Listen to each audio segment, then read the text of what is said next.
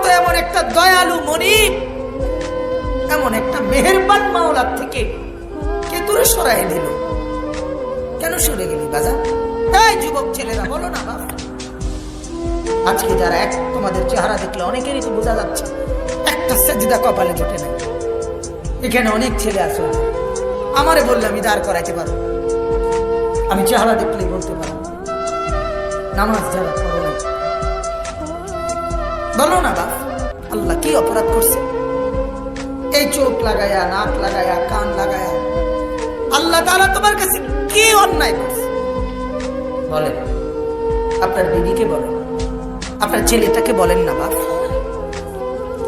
যে মাওলা তোমার কাছে কি অপরাধ করছে, যে অপরাধের কারণে কোনোদিন ফজরের নামাজই পড়ো না? আল্লাহর সাথে কেন রাগ করলেন বলেন? আপনারা যারা নামাজ পড়েন না বাবা, বলেন না আপনারা কেন রাগ করছেন আল্লাহর নামে? বলেন না, একটা ভাই বলেন না, এই দাঁড়ান না, একটা নাফরমান দাঁড়াও না, একটা নাফরমান দাঁড়াও না। আজকে যারা নামাজ পড়ো নাই ডাকাত, তুই দাঁড়াস না, খারাপই না তুই, ওই ডাকাত খারাপ।